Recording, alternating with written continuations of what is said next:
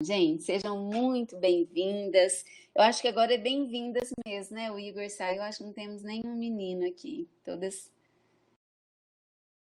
todas em mulheres. Olha, antes da gente começar a nossa aulinha mesmo, eu queria dar um recadinho. Algumas pessoas me perguntaram, me chamaram também no WhatsApp, durante o final de semana, semana passada, preocupada com as tarefas. Quero que vocês fiquem muito tranquilas, todas, bem tranquilas. A nossa disciplina da terça-feira não vai ser uma disciplina que vai ter muita tarefa para fazer em casa, tá? Eu vou passar o mínimo possível, porque eu queria privilegiar muito esse momento que a gente está aqui online, né? Ao vivo. Mas é claro que a gente precisa, para complementar a carga horária e também para efeito de registro, de nota, uma coisinha ou outra a gente vai ter que passar.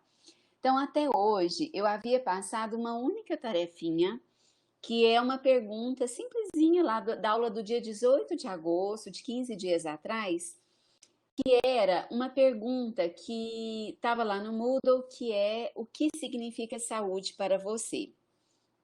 Então, veja bem, eu coloquei essa pergunta numa ferramenta do Moodle que eu não conseguia visualizar as respostas de vocês.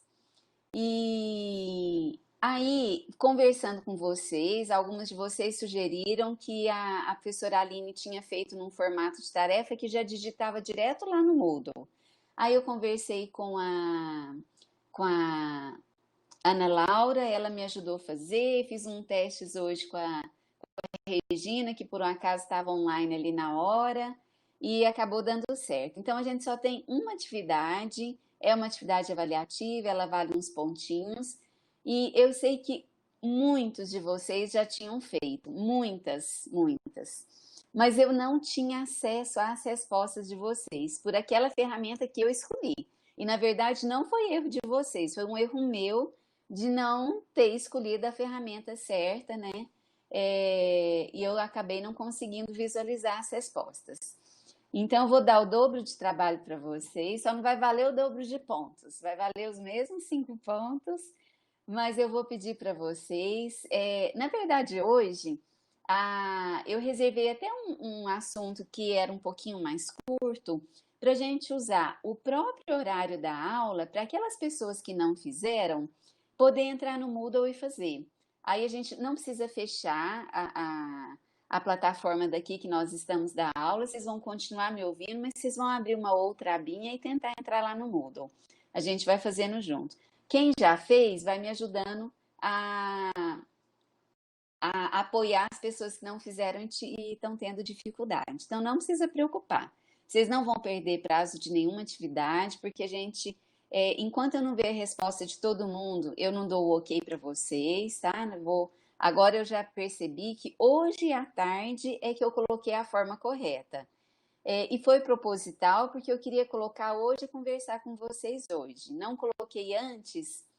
Se eu colocasse antes, eu teria que mandar um recado lá no WhatsApp, lá no grupo, né? Ou por e-mail. E como não tem pressa, não tá dentro do assunto ainda, tá dentro do tema.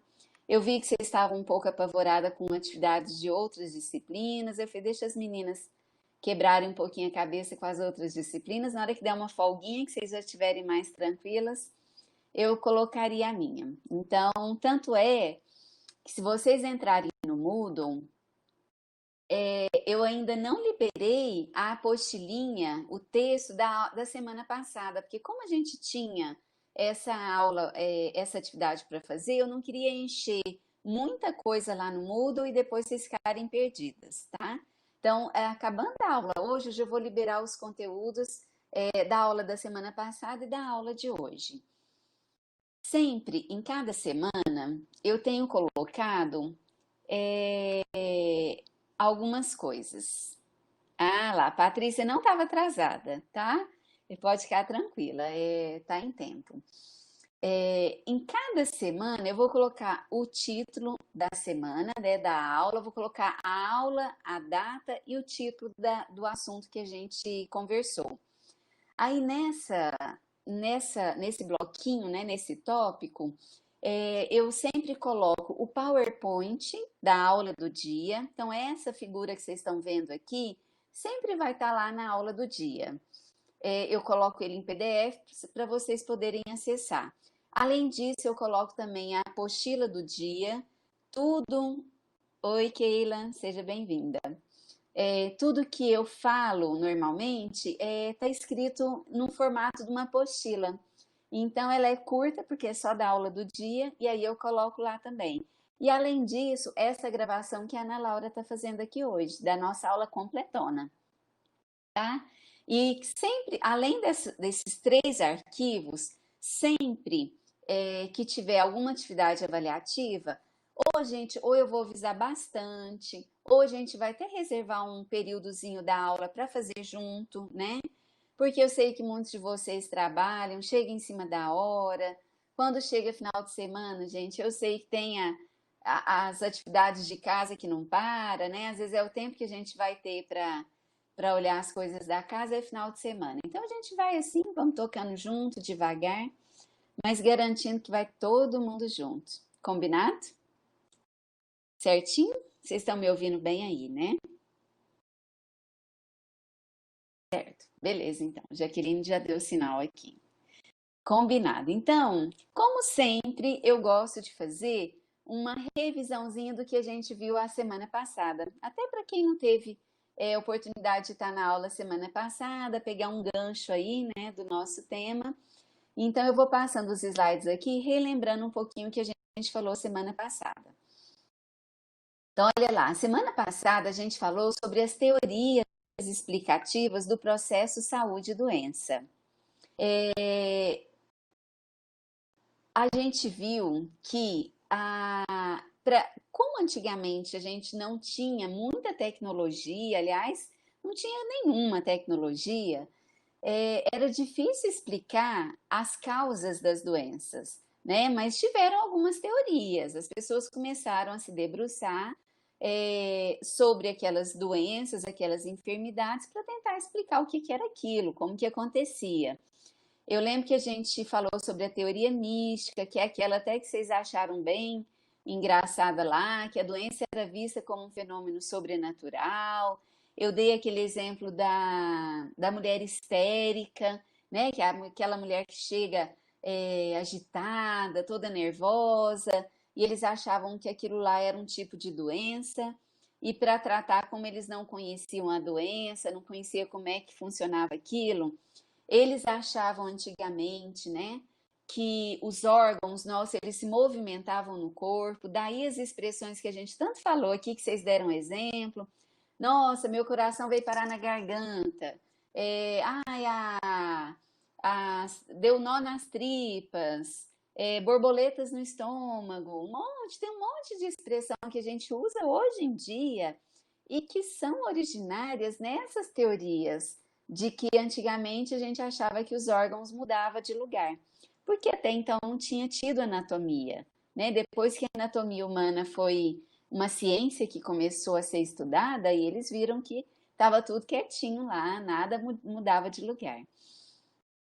Então, esse era o fenômeno, uma forma deles explicarem, né, os males, as doenças com um fenômeno sobrenatural. Aí a gente falou também sobre uma teoria ambiental que decorre as doenças são decorrentes das alterações ambientais no meio, né, que elas vivem, que elas sobrevivem, né, das casas, do ambiente, a forma como a sociedade se organiza ali. A gente falou sobre o Louis Pasteur, que é um cientista, né, muito famoso e muito importante. Ele descobriu através de um microscópio, né, de uma lente, foi ele quem descobriu os vírus, as bactérias. Mas aí teve uma importância muito grande, foi por causa dele que a gente começou a pensar nos antibióticos, nos remédios, né? Mas também é uma teoria que logo depois ela não conseguiu explicar todas as doenças, que ele falava que era a teoria da unicausalidade, ou seja, causa une, uma causa. As doenças têm causa única. e são os micróbios, são vírus e bactérias. Mas na verdade a gente viu um pouco mais para frente que as pessoas tinham vírus, tinham bactérias, mas não desenvolviam doenças. Ou seja, essa teoria da unicausalidade, ela não explicou todas as doenças, mas foi muito importante. Lembra que eu falei que às vezes vocês não conheciam falar desse cientista aqui, mas vocês já ouviram falar do leite pasteurizado. O leite pasteurizado vem do Pasteur, que é esse cientista. É uma forma, um procedimento que a gente faz no leite, que é feito no leite, que eleva ele a uma temperatura muito alta, depois a uma temperatura muito baixa, né, dá choque de temperatura, justamente para matar os micróbios que estão ali, que vêm do leite, né, que naturalmente vem ali do processo de extração do leite, levar o leite até a fábrica e chegar até na nossa casa. Né? Então, a pasteurização vem do nome desse cientista aí. A gente falou, lembra que a gente falou muito de uma doença, que é a história da cólera, né? Que foi uma doença importante. Ela também foi uma pandemia, né? Já que a gente está no meio de uma pandemia, a cólera teve umas 6 pandemias, desde o primeiro surto dela. Ela é uma doença causada por uma bactéria que ela é transmitida pelas fezes, água contaminada, alimento contaminado por fezes humana. Matou muita gente já e mata muita gente ainda, né? Mas hoje a gente não tem cenários de pandemia, mas não é uma doença erradicada, ou seja, não é uma doença que acabou no mundo. Mas a gente falou muito da cólera para falar da teoria da multicausalidade, ou seja, a saúde e a doença são estados de um mesmo processo, mas que são vários fatores que estão envolvidos. Então, não é só a bactéria que causa, porque pode ter a bactéria lá na fezes, mas se tiver uma boa higiene, lavar bem os alimentos, né, ferver a água antes de beber ou tomar água filtrada, lavar as mãos antes de comer, tudo isso que a gente está falando está relacionado, por exemplo, com questões ambientais de saneamento básico.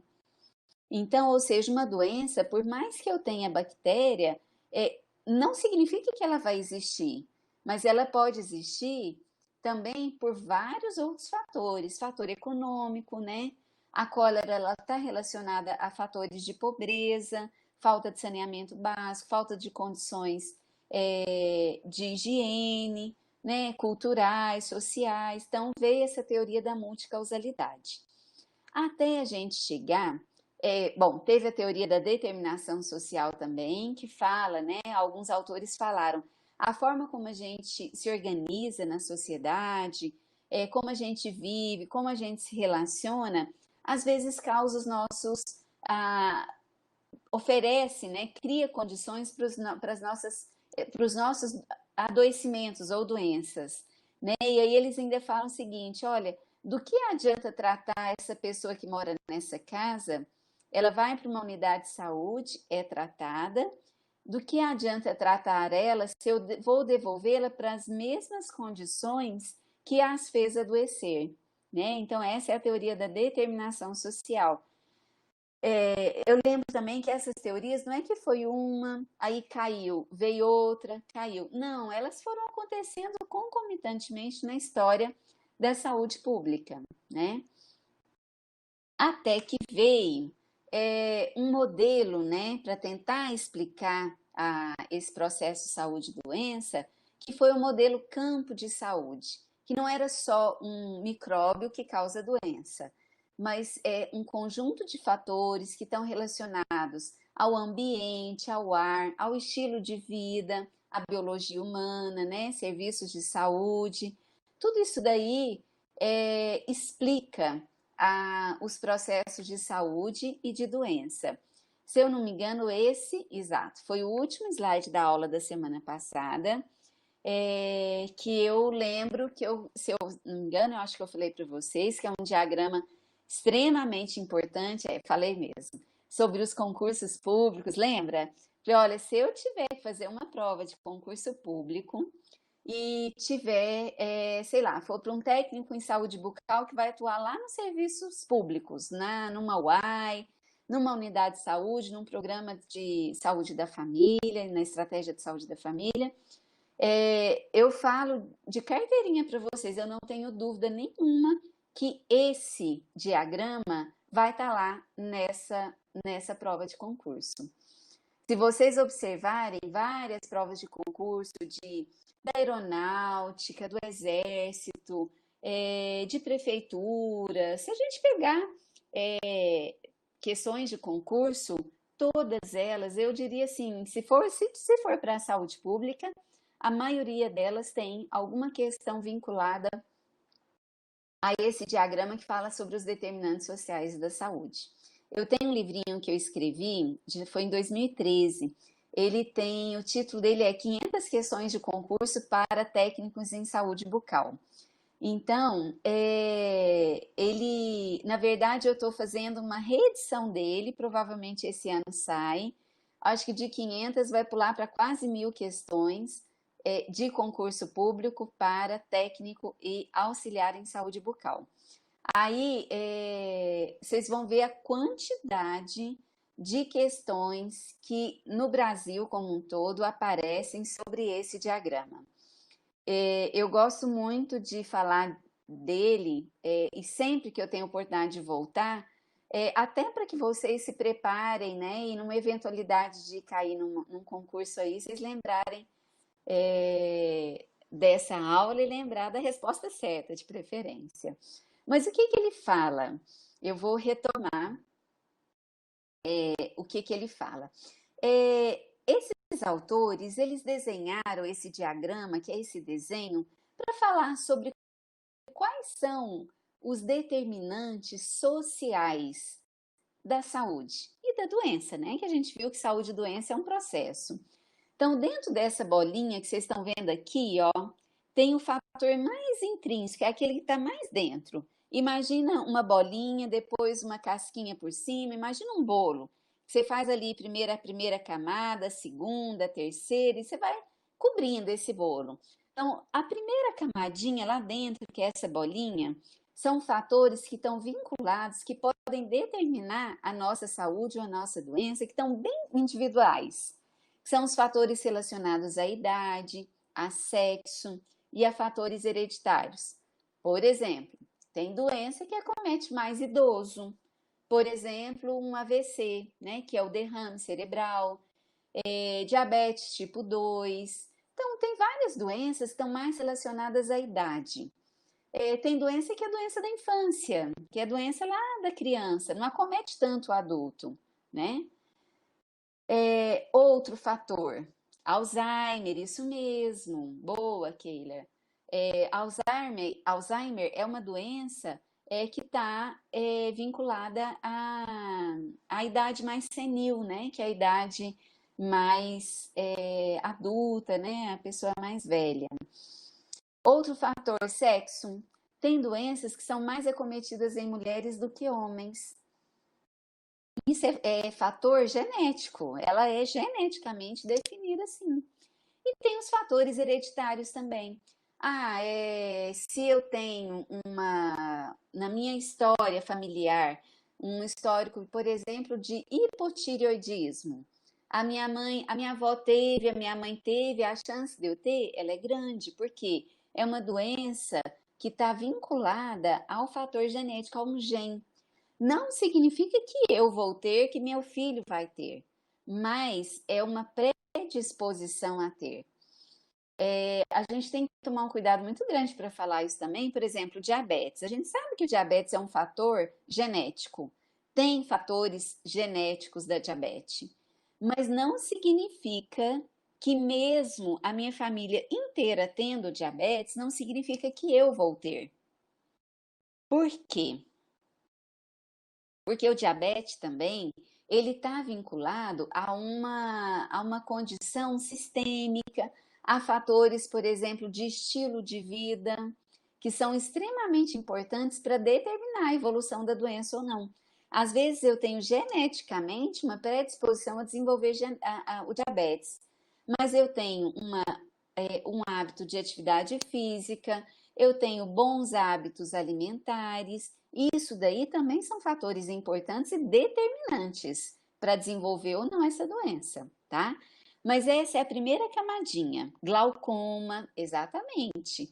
Glaucoma é histórico também, é genético, né? Se o meu pai teve, tanto que quando a gente vai no oftalmologista, ele sempre pergunta: tem alguém com glaucoma, né? Que é pressão alta do olho na família, porque se tiver, ele vai pedir exames mais específicos, né, para vigiar. Então veja bem, esse é o a primeira bolinha. Em cima disso daí que a gente vive, tem o estilo de vida. Olha eu passando o dedo aqui na tela como se vocês estivessem vendo. Aqui, ó, minha bolinha vermelha, vocês veem, ó. Estilo de vida dos indivíduos. Isso daqui, gente, hoje ele é extremamente importante na determinação da nossa saúde ou da nossa doença. Porque estilo de vida é o que vai, é um fator individual, o jeito que eu vou viver, que eu resolvi viver a minha vida, fumando ou não, bebendo ou não, praticando atividade física ou não, me alimentando bem ou não, dormindo bem ou não, né? Então, isso aqui é aquilo que está no meu poder de decisão individual. Acima disso, tem as nossas relações sociais. E isso depende. O nosso processo de saúde e doença, a gente já falou muito nessa disciplina. O tanto que depende as relações sociais que a gente faz e comunitárias também, que tem doenças que são da comunidade, né? Tem doenças que são geradas nas nossas relações sociais. E isso a gente já falou. Acima disso daí tem esses aqui, que são os coloridinhos, ó.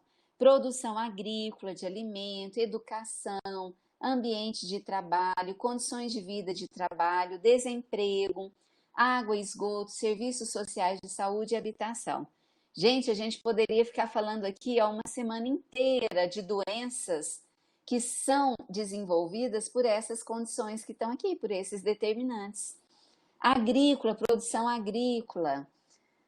Olha, agrotóxico nas nossas comidas, né, nos nossos alimentos, tem causado e aumentado muito o índice de câncer, especialmente o índice de câncer do trato gastrointestinal.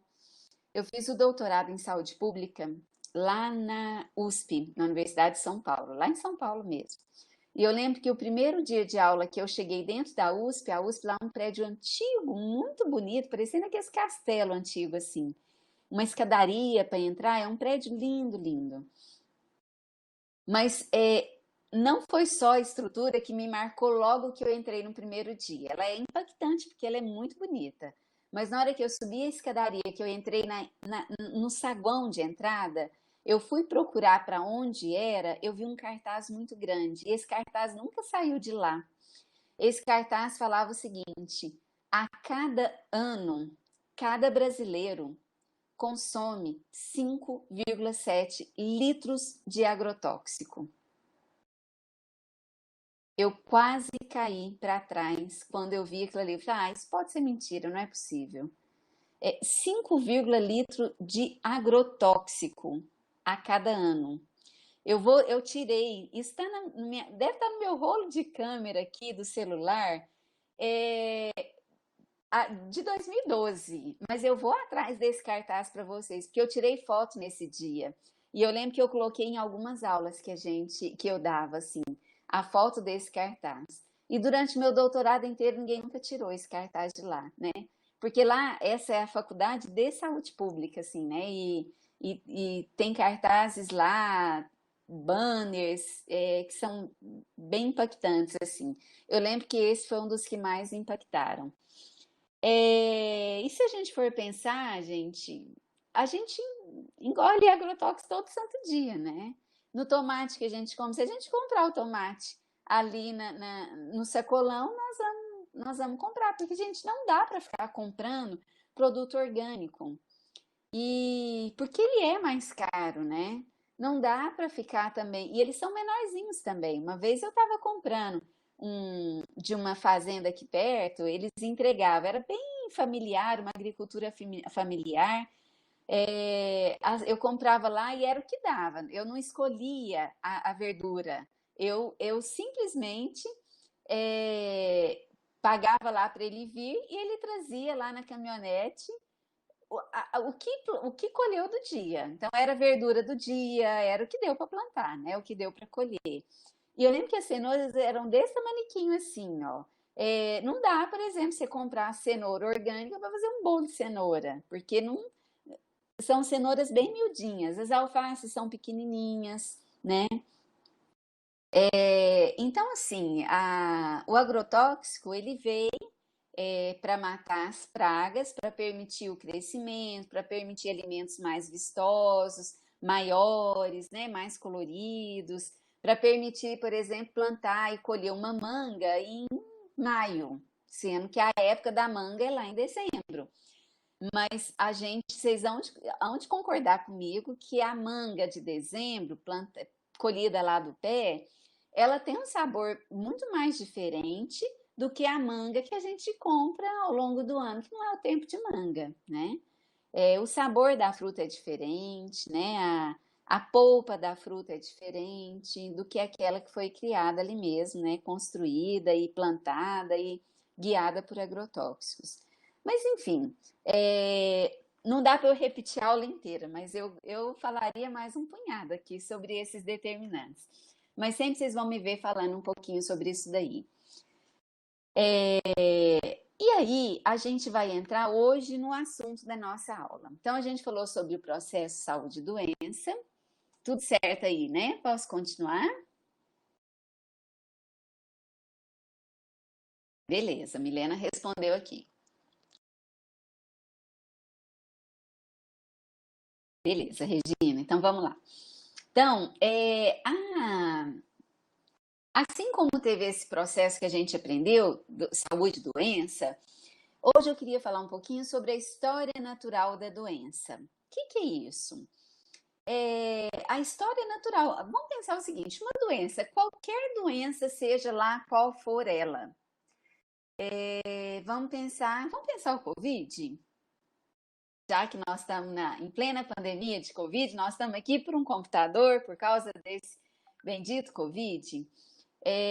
Vamos pensar o seguinte: a doença tem problema não, Cristiane, vai insistindo, entra, sai, é isso mesmo. Eu tô voltando, tá? Vai, o que deve ser ouvir, você vai ouvindo.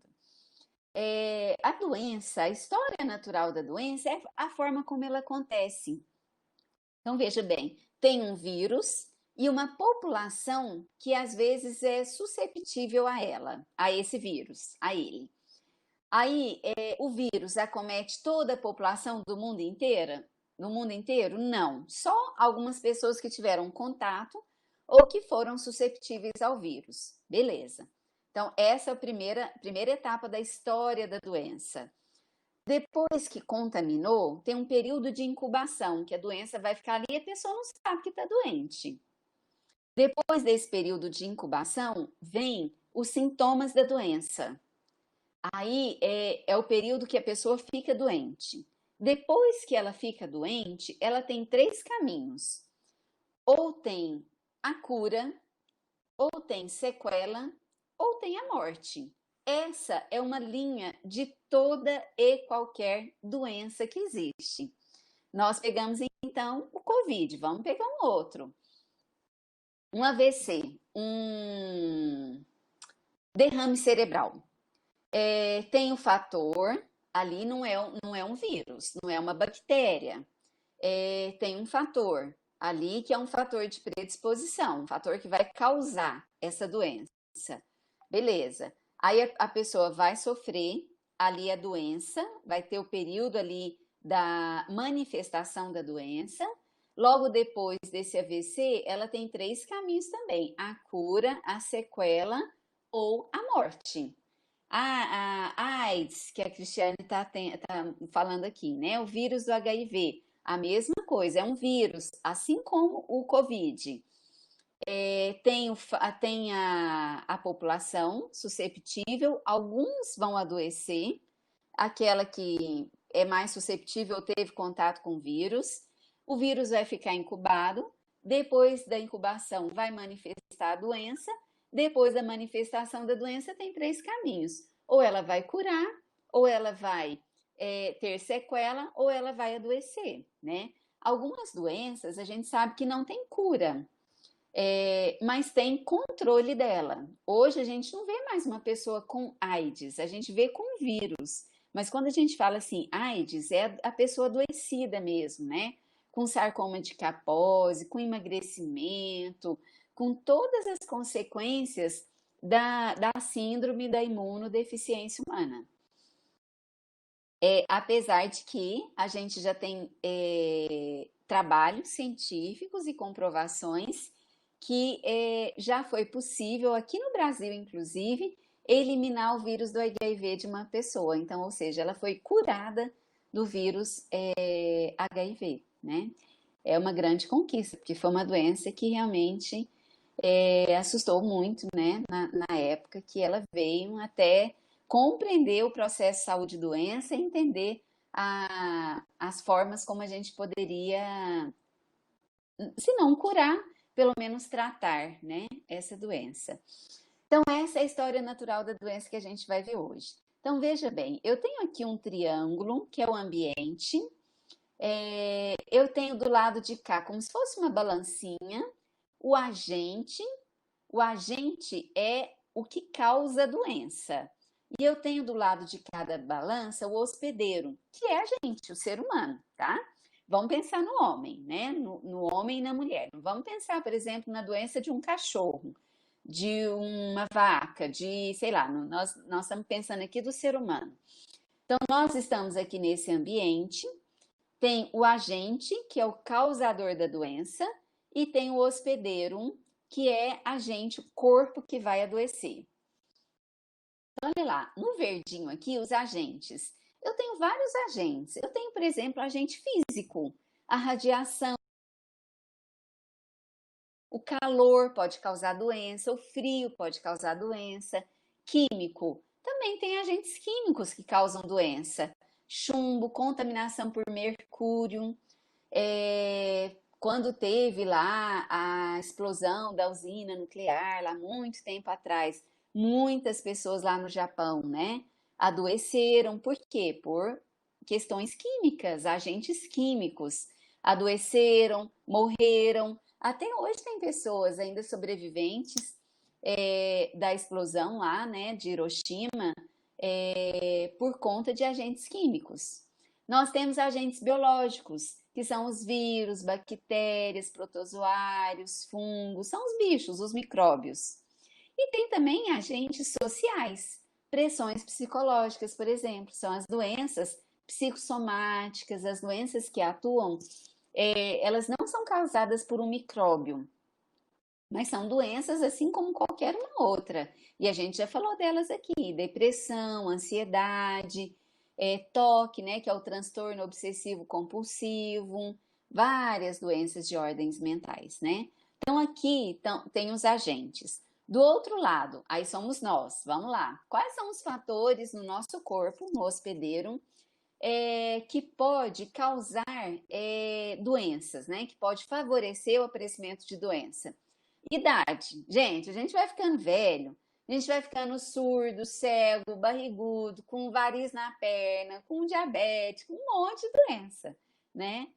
Quanto mais mais velha a gente fica, mais propenso a desenvolver doença a gente tem. Significa que eu vou ter? Não, não significa. Porque lembra que tem acima desse agente tem um estilo de vida, né? Que é importante para determinar ou não nossa doença. Mas é fato, a gente vai ficando mais velha, a gente vai ficando mais doente, né? Sexo é feminino e masculino, homem e mulher. Tem doença que causa mais em homem, tem doença que causa mais em mulher, tá? Ocupação. Ocupação é a nossa profissão. Olha, a nossa profissão, ela é muito insalubre. Por isso que todos nós devemos receber insalubridade. Porque o que é insalubre, né? In é negação, salubre é saúde. É uma profissão que prejudica a minha saúde, né? Que é uma profissão que gera fator não favorável à minha saúde. Por exemplo, todos nós estamos expostos a vírus e bactérias de uma forma muito significativa. a gente tem uma chance muito grande, por exemplo, de ser contaminado dentro do consultório odontológico, porque a gente está muito perto do paciente, né? E perto de fluidos corporais, como por exemplo saliva, né? A gente está trabalhando com a saliva. Fala para mim uma doença que a gente pode pegar no consultório. Escreve aí no chat, vamos ver se vocês estão afiada.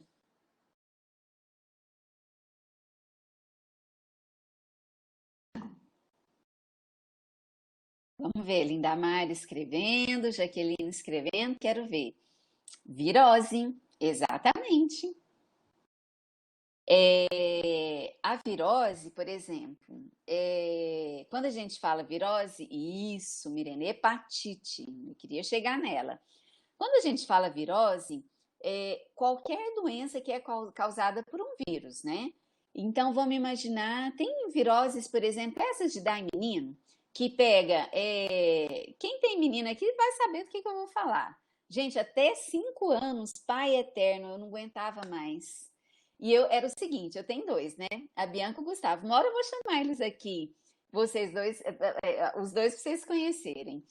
É, Quando eles eram pequenininhos, a diferença entre os dois, gente, é 1 ano e 10. Eu tinha quase que dois neném dentro da casa.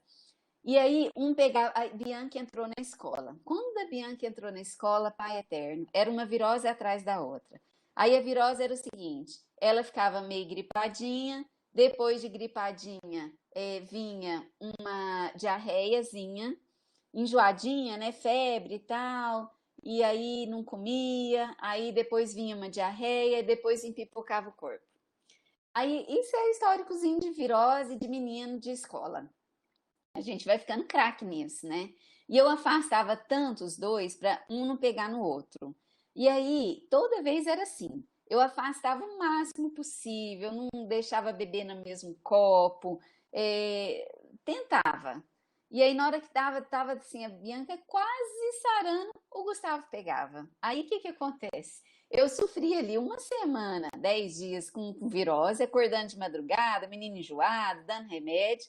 Aí, depois que eu tava assim, agora eu vou dormir uma noite inteira, agora eu vou. Aí o Gustavo entrava e fazia o mesmo, a mesma virose que a Bianca fazia. Por resto, eu já fiquei craque. Você sabe o que que eu fazia? Na hora que a Bianca ficava, trazia uma virose da escola, eu já passava assim, ó, a colher dentro da boca dela e dava a mesma janta, na boca de um e na boca do outro, porque os dois já adoeciam de uma vez só.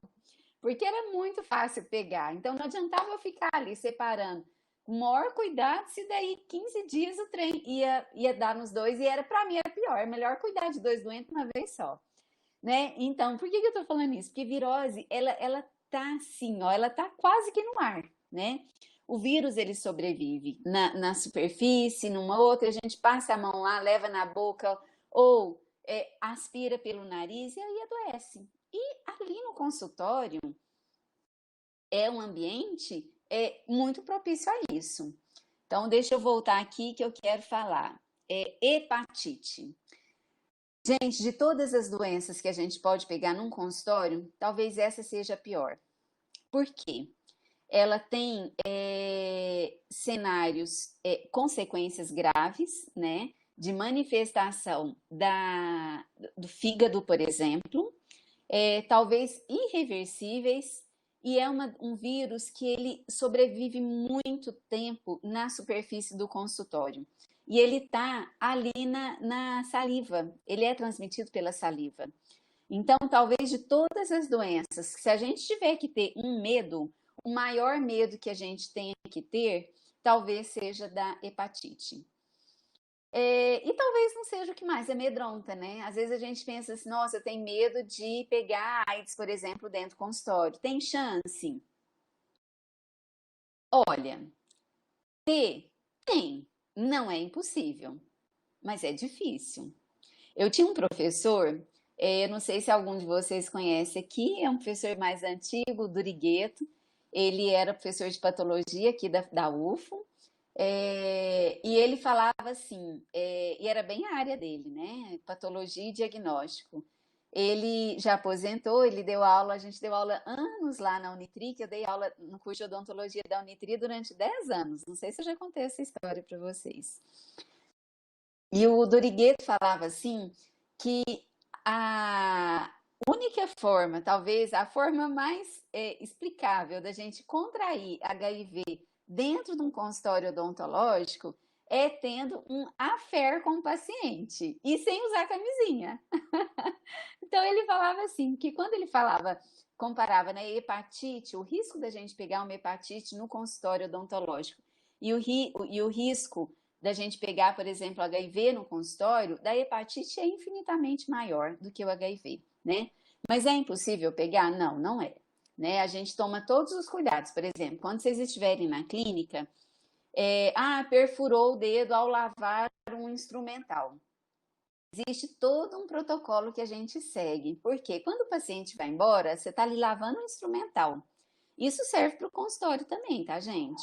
Lavando o instrumental, todos os nossos instrumentais são pérfuro cortantes, você vai e finca o dedo ali, sei lá, numa cureta periodontal que entra lá dentro do sulco, que é puro sangue. Você furou o seu dedo ali. Bom, o paciente já foi embora. Aí, o protocolo mais correto é a gente considerar que esse paciente é infectado. Por quê? O paciente, ele foi embora, mas eu posso acessar ali a ficha dele. Ok, então vamos acessar a ficha dele e verificar se na anamnese ele conta que ele tem alguma doença infecto-contagiosa. Ele pode até falar, olha, eu tenho HIV. Tem casos disso? Tem, lá na UF mesmo. Muitos pacientes já chegam e já falam. E aí a gente sabe, o que vai mudar a nossa rotina? A nossa rotina não vai mudar nada, porque a gente já usa luva, a gente já usa o óculos, a gente já usa a máscara, a gente já cuida na hora de lavar o instrumental, né? Então, não muda nada, mas é importante a gente saber, porque se a gente tiver uma perfuração de um paciente contaminado, por exemplo, HIV, a gente precisa tomar todo o protocolo, tomar o coquetel. E tem um protocolo certinho, né? E aí, aqui em Uberlândia tem uma unidade de saúde referência para receber os profissionais que tiveram perfurações, acidentes, né, em consultório. Então, mas o Durigueto ele falava isso, porque ele fala que a chance é pequena, porque o vírus do HIV ele não sobrevive muito na temperatura ambiente, em cima de uma mesa. Já o vírus da hepatite ele sobrevive muito. Então, essa é o grande problema, né? Nós estamos aí também com um vírus altamente contagioso, né? Que é o vírus da Covid-19, que é o SARS-CoV. Talvez ele não seja tão fatal, mas ele é extremamente contagioso, porque ele é transmitido pela saliva, ele fica no ambiente, ele fica na roupa, ele fica na superfície, né? E o índice de contaminação, de contágio, ele é grande, certo? Então vamos lá, deixa eu ver aqui. Meu esposo é apaixonado. Ai, de tanta raiva virou amor. Gente, é assim: quem conhece Durigueto, ou você ama ou você odeia, ou senão depois de odiar durante muito tempo, você acaba amando. Mas é um professor que tem um conhecimento muito grande. Assim, ele tem um jeito muito peculiar de ensinar, mas é de um coração muito grande. Assim, eu tenho um carinho muito grande por ele. Eu aprendi muito com ele. Ele é muito inteligente. É uma pessoa referência em diagnóstico de doenças bucais no Brasil e no mundo também. Foi professor nosso aqui da UFO e eu dei aula com ele junto com ele durante 10 anos na Unitri, muitos anos lá.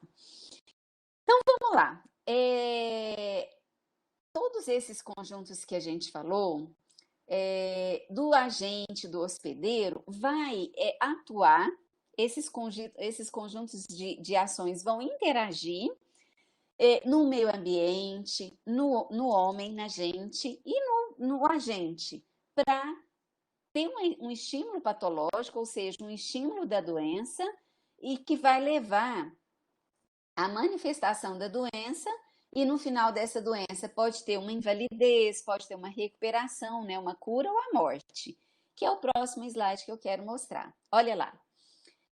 Aqui dá para a gente imaginar todas as doenças que a gente possa pensar. Aqui está a população, que nós estamos expostos aos fatores de risco, todos fatores de risco. Aí vem um fator de risco aqui, que, como eu falei no slide passado, pode ser um agente biológico, pode ser um agente físico, um agente químico. A gente não comentou 2 aulas passadas que uns vizinhos lá brigou um com o outro e um vizinho jogou um produto químico num condomínio lá, num prédio, e um monte de gente adoeceu por contaminação desse material que esse vizinho lá brigou e jogou. Lá era o quê? É um fator de risco também, um agente químico. Não é um vírus, não é uma bactéria, mas é um agente químico que atuou e fez adoecer pessoas, né? Todo mundo do prédio? Não. Só aqueles que foram mais expostos, ou aqueles que são mais susceptíveis, né? Então, olha lá, vem um fator de risco, e aí vamos pensar no Covid? Então, tá aqui. Fator de risco para o Covid é o quê? Biológico, químico ou físico? Responde para mim aí no chat. Quero ver se tem gente na minha aula mesmo, de verdade, ou eu estou falando só para a tela.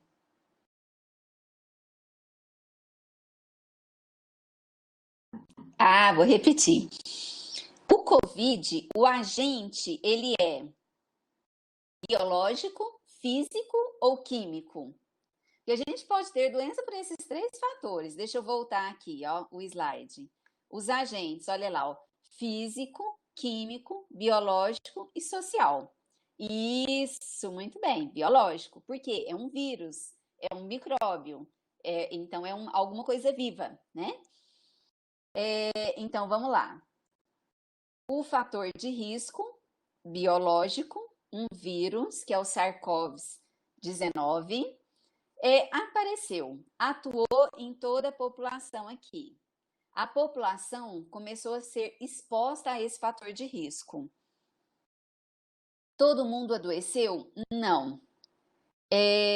Alguns elementos de todo mundo que está aqui, ó, isso mesmo, biológico. Todo mundo que está aqui, desses aqui, apenas 3 foram atingidos. Por que 3? Depende da doença.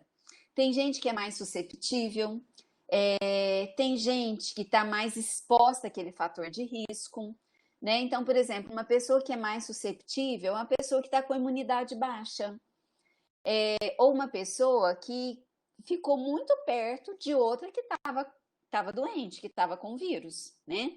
Então, essas pessoas aqui foram os elementos atingidos. Aí, esse período aqui, esse azul aqui, até aqui, é o período de incubação. A pessoa sabe, a pessoa está doente, mas não sabe que está doente, tá ali. Aí, depois de um determinado momento, que é esse daqui, passado um tempo, vem o aparecimento do primeiro sintoma.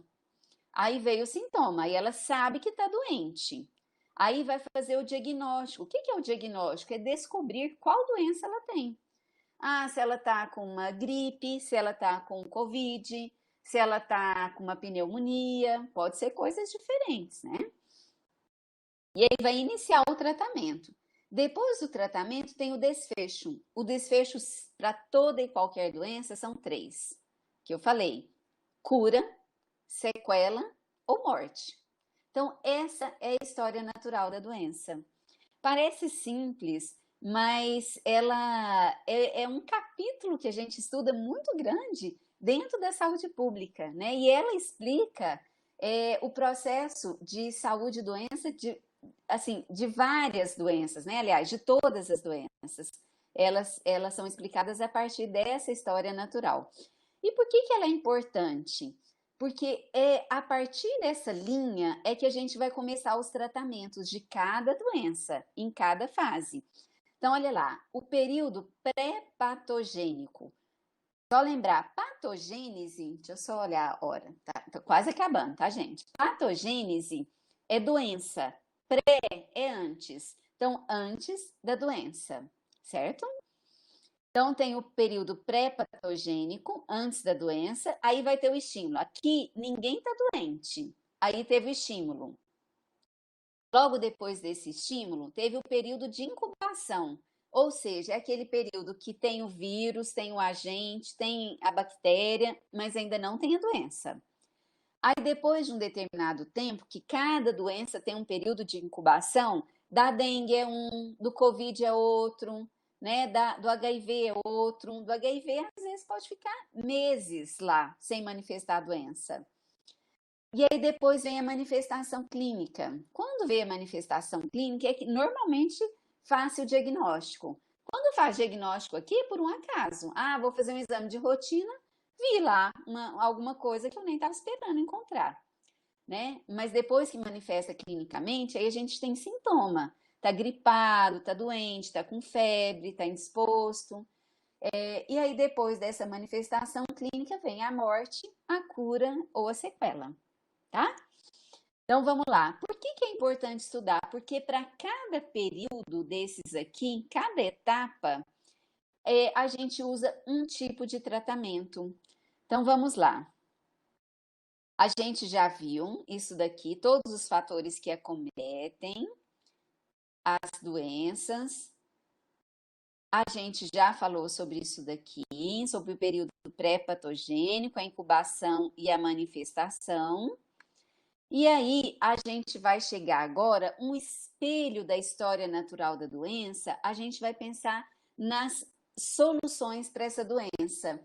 Então, por exemplo, tem como eu tratar uma doença no período pré-patogênico? Vocês acham que tem? Lembra que o período pré-patogênico é antes da doença. Tem jeito eu atuar em tratamento antes de uma doença acontecer? O que vocês acham? Esperando as respostinhas aqui.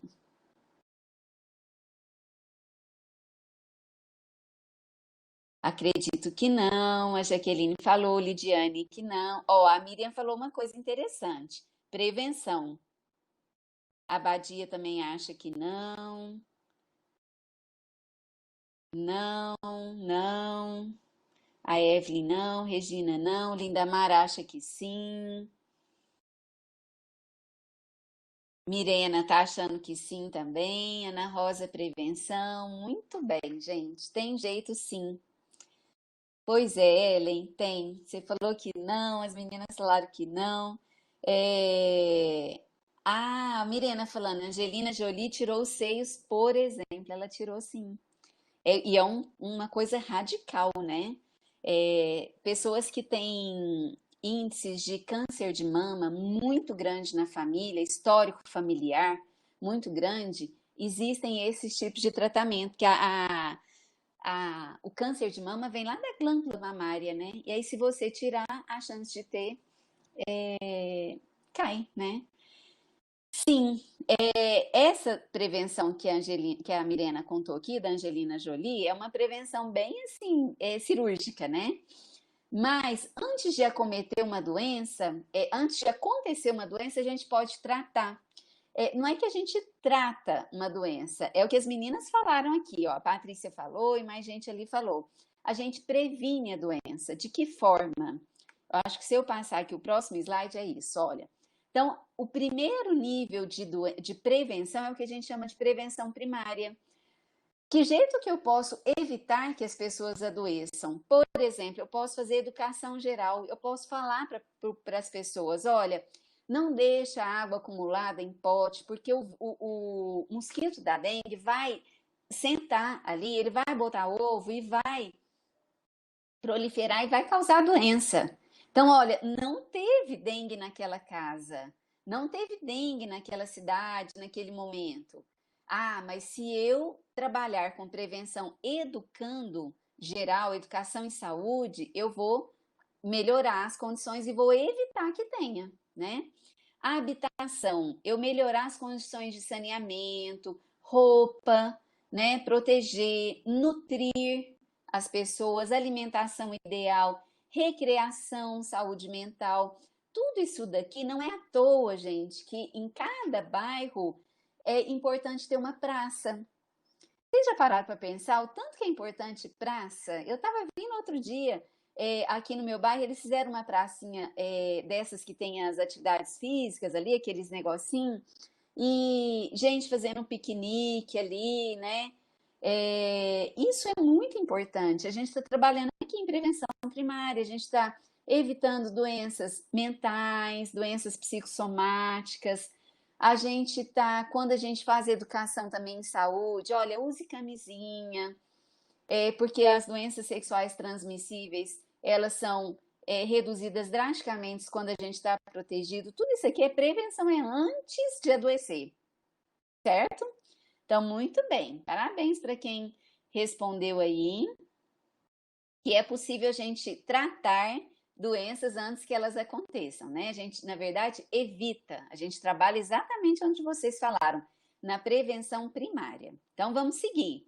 Lembra que essa linha amarelinha aqui, gente, amarela, marronzinha aqui, clara e marrom, é a história natural da doença. É a partir dela que eu estou pensando como que eu vou propor tratamentos para as doenças, certo? Então, vamos lá. Então, segundo nível, eu ainda estou dentro da prevenção primária. Desculpa, eu ainda estou dentro do período pré-patogênico, ainda não teve a doença. Mas eu tenho um outro nível que é mais complexo, mas que é extremamente importante. Por exemplo, imunização. O que é imunização? Vacina. Isso mesmo, Jaqueline. Vacina. A gente não tem hoje um punhado de doença porque nós fomos vacinados. Aliás, nós estamos ansiosamente é, esperando uma vacina para essa doença para a gente poder voltar para a sala de aula, né? Que é o que provavelmente vai ser o fator determinante para a gente voltar a ter aula todo mundo juntinho ao mesmo tempo, né? Hoje eu vi um negocinho na internet tão engraçado que falava assim: a pessoa fala assim, minha vontade hoje é de entrar dentro do laboratório dos cientistas que estão estudando a vacina, bater palma e falar assim, pessoal, e aí? O que está faltando?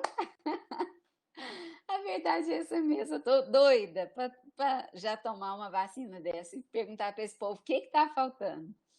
Na verdade, a gente sabe, né, gente, o que está faltando. Eu já falei para vocês que um protocolo de vacina, ele é muito demorado, ele precisa ser testado em várias etapas, né? Mas está quase, se Deus quiser e abençoar, essa vacina sai. Saúde ocupacional é aquela saúde que a gente preocupa com o nosso trabalho. Então, é fazer alongamento entre um paciente e outro, para não dar aquelas dores no corpo, levantar, esticar, para não dar varize na perna, né? Aconselhamento genético, isso aqui é importante. Isso aqui, inclusive, a gente faz até no SUS, no Sistema Único de Saúde. Quando tem pacientes, por exemplo, pessoas na família que têm muitas síndromes, malformações, é possível fazer um estudo genético do pai e da mãe antes que eles tenham filhos, para saber se existe incompatibilidades ali. Não faz isso em toda a família? Não. É claro que vai fazer em famílias que têm um índice maior de síndromes ou malformações, né? Regime alimentar, para ter uma boa nutrição, uso de preservativo, controle de vetores, por exemplo, controlar o bichinho lá da dengue, lá o mosquito da dengue, né? Então, isso daqui é o segundo nível. Então, ele é um pouquinho mais complexo que a educação só, tá? E aí, a gente vai passar para vamos ver a Jaqueline aqui. No meu caso, meu sangue é O negativo, então precisei tomar uma vacina antes de engravidar, porque meu esposo é AB negativo. Parabéns, Jaqueline. Exatamente isso que é o aconselhamento genético. Mesma coisa, por exemplo, quem tem traços de talassemia, né? Traços da doença falciforme. A pessoa não é doente, não é. Mas carrega na família esse traço. Isso faz com o exame do pezinho descobre isso. Tem alguma coisa para fazer? Não, não tem. Tem algum remédio para tomar? Não, não tem.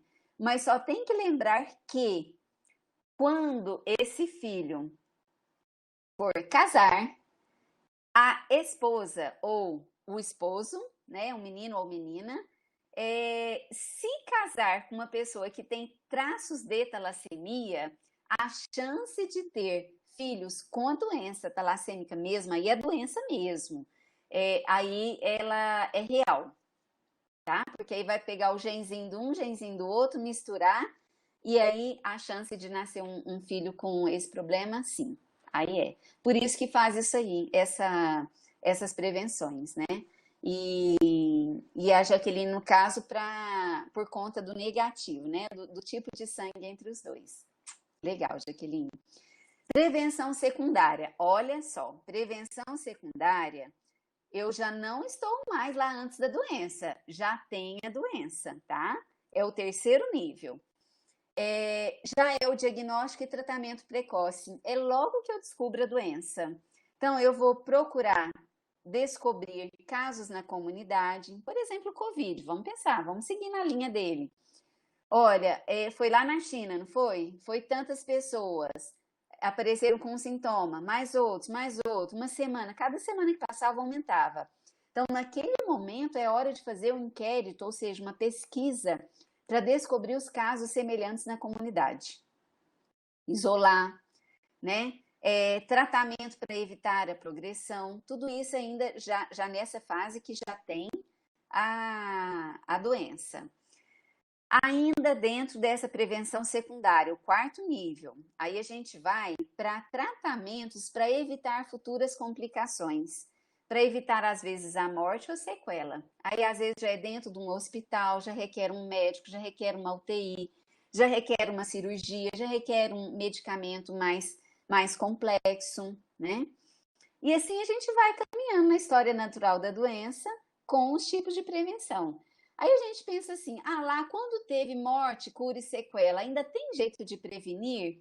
Tem jeito de prevenir, por exemplo, a reabilitação.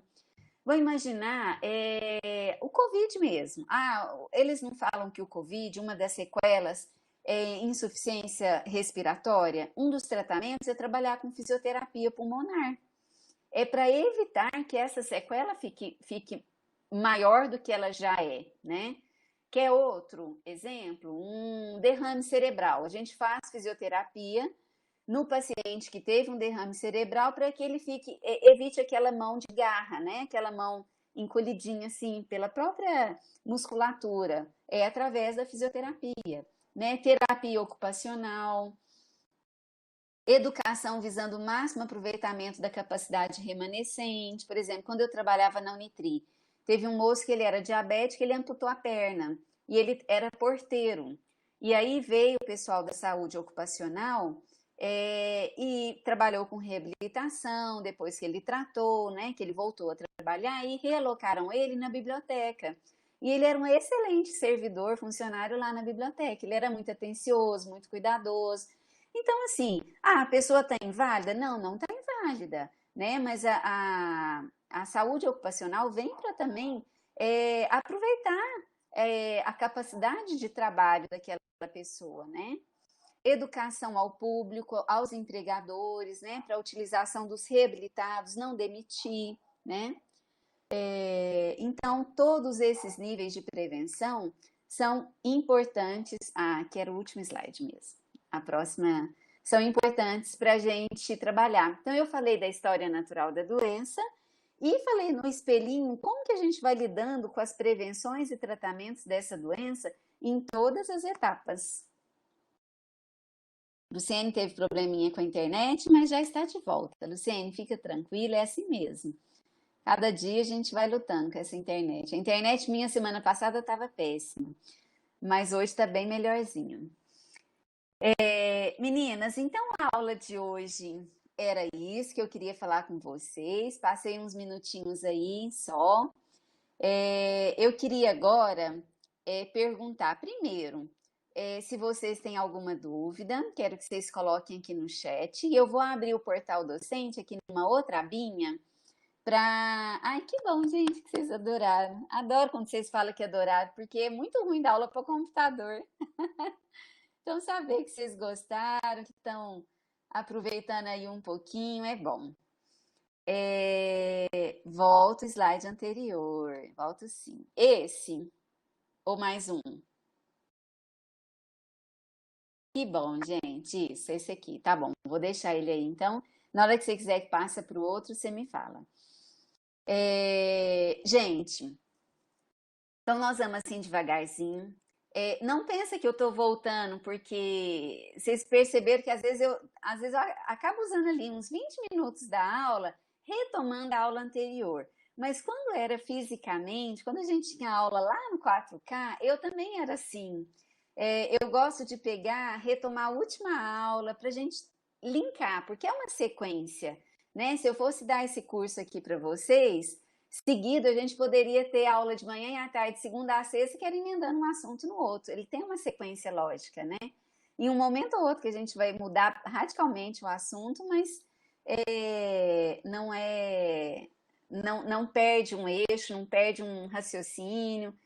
Por isso que eu gosto de isso, passei para o próximo. Por isso que eu gosto de retomar um pouquinho para vocês poderem relembrar o que a gente falou semana passada. Eu queria dar alguns recados, porque nem todo mundo estava no começo da aula. Vamos lá. Minha dúvida em relação à atividade, eu mandei 2 vezes e aqui para mim consta como não feito. Beleza, era exatamente o que eu ia falar. No comecinho da aula, antes de todo mundo entrar, a gente falou. Vocês sabem que o Moodle a gente está aprendendo junto com vocês, né? A gente aprendeu num curso que começou em junho para julho e a gente foi montando as nossas aulas lá junto com o professor que deu aula, que ensinou a gente o Moodle. Eu já falei para vocês que no começo do Moodle eu queria desistir dele antes dele acontecer. Mas depois eu fui perdendo o medo dele e fui tendo confiança em montar a aula, colocar, gravar. E aí, eu queria que vocês entendessem que da mesma forma como vocês têm essas dificuldades, nós também temos igual, né? Já tivemos mais, hoje menos, mas já tivemos mais. Até hoje, eu coloquei apenas uma atividade avaliativa que vale pontinho no Moodle, tá? Todas as minhas aulas eu coloco lá, são por blocos, tópicos. Então, lá está a primeira aula. Vou até abrir lá o Moodle agora, só para falar para vocês. A primeira semana tá lá, é aquela semana que eu apresentei, que eu falei, dei boas-vindas, né? Coloquei lá o plano de ensino da nossa aula, coloquei o tutorial do Moodle e o tutorial do e-mail que a Ana fez, o passo a passo, ficou super bonitinho. Coloquei o meu tutorial do Moodle dentro da disciplina. Então, são só os arquivos que vocês já tinham. Aí veio o próximo bloco. O próximo bloco foi a aula do dia 18 de agosto, processo saúde e doença. Aí já era o assunto mesmo da nossa aula. Aí eu coloquei o texto, que é tipo uma postilhinha sobre tudo que eu falei naquela aula está escrito nesse texto. Nesse dia eu gravei eu dando a aula, só que mais curtinho, 10 minutos. E tem também o PDF da aula, esse PowerPoint que vocês veem aqui, eu gerei um PDF e coloquei ele lá. E tem a aula que a Ana Laura grava aqui para nós, o link, que é a aula completona, para quem não pôde assistir. Então, toda aula minha sempre vai ter, assim, a apostilinha, o PowerPoint do dia e a aula gravada, que é esse link que a Ana Laura gera aqui depois que a gente acaba a gravação. Aí eu vou colocando por semanas. No dia 18, eu coloquei uma atividade valendo 5 pontinhos. Ela é muito simples e o que significa saúde para você? Eu tinha colocado ela numa ferramenta que não foi legal, porque eu não vi, eu vi que a maioria de vocês respondeu, mas eu não conseguia ver as respostas de vocês. Era como se vocês não tivessem feito. Aí alguém de vocês me deu ideia, a professora Aline fez uma forma que deu certo, a gente escreve direto na plataforma. E aí, durante essa semana que passou, eu vi qual era, a Ana Laura me ensinou, eu achei a ferramenta que é, e eu fiz ela hoje à tarde. Hoje à tarde. Então, por que eu fiz hoje à tarde? Porque eu queria falar para vocês hoje à noite, que eu tinha medo de colocar lá e não ter oportunidade de explicar. Então é uma coisinha bem simples, não tem prazo ainda, pode fazer durante essa semana, ninguém vai perder ponto ainda. Tanto que eu coloquei ela hoje.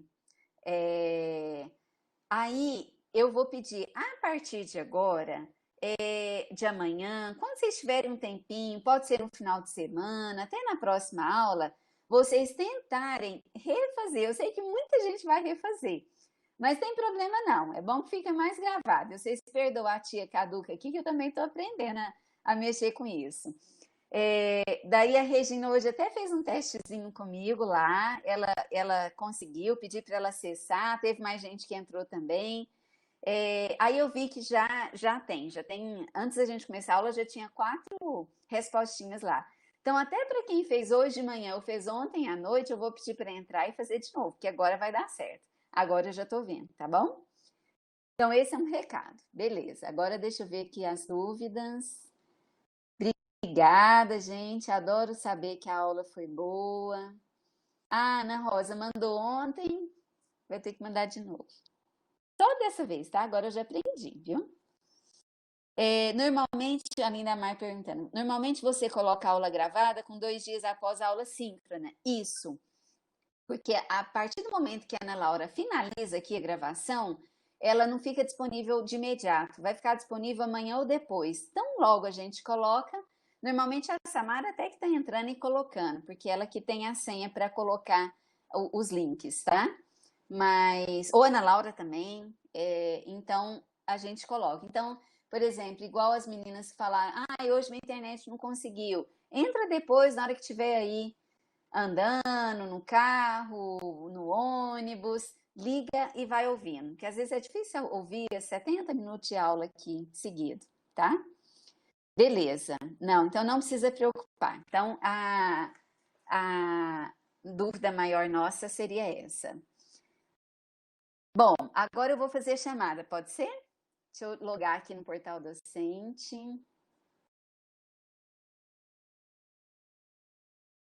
Um minutinho.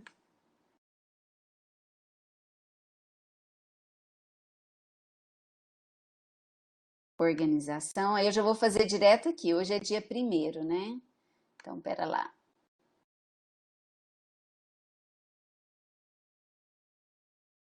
Ok, então vamos lá. Primeiro aqui. Abadia.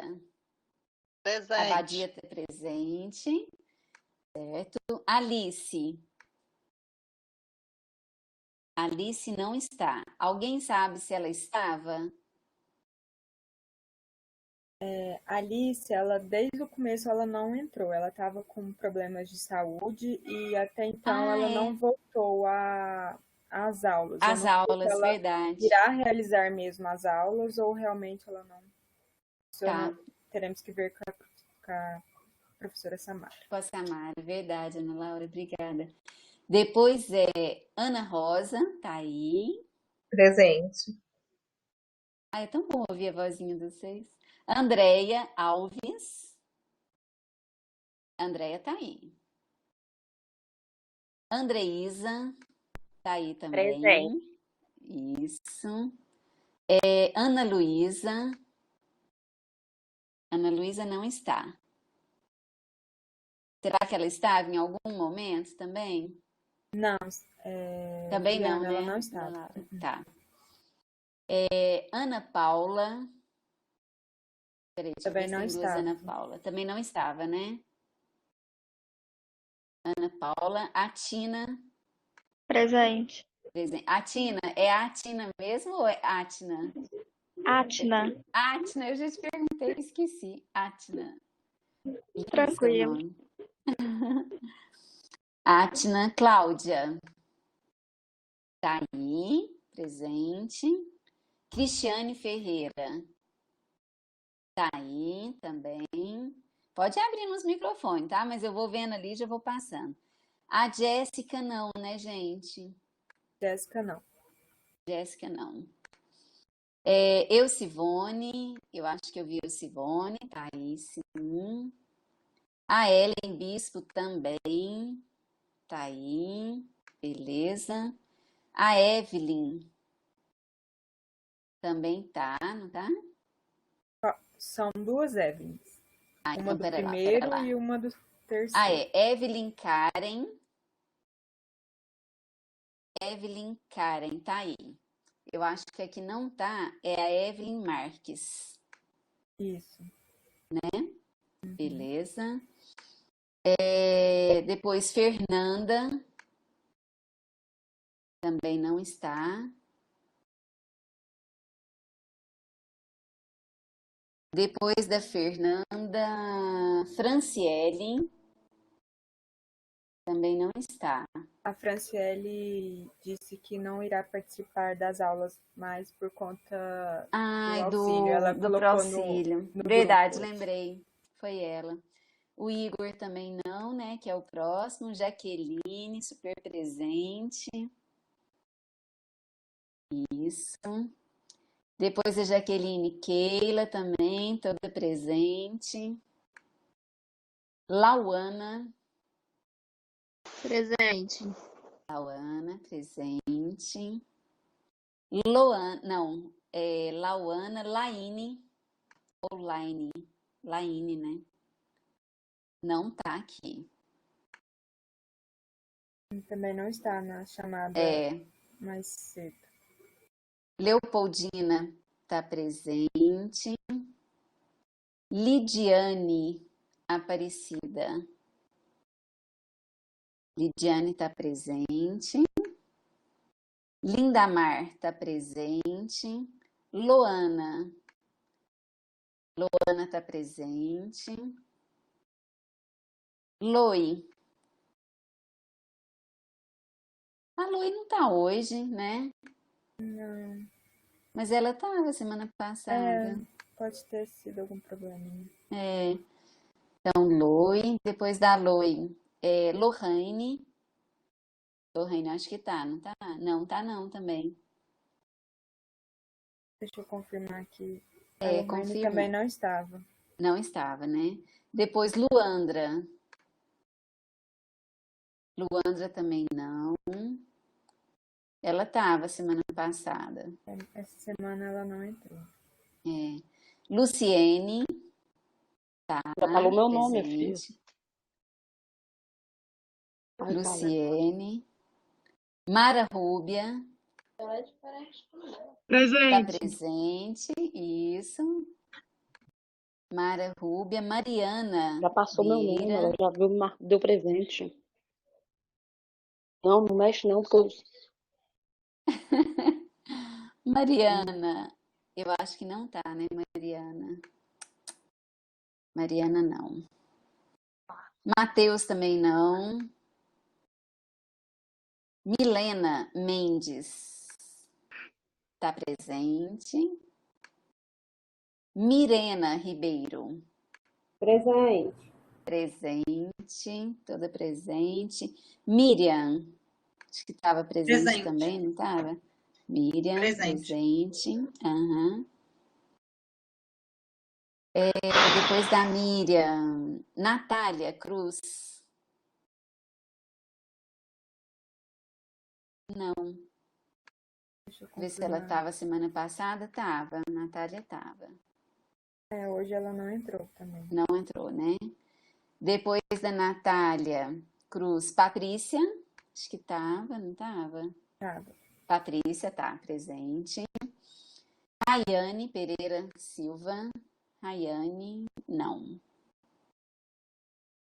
Rayane também não estava semana passada. Regina Célia. Regina presente. Presente.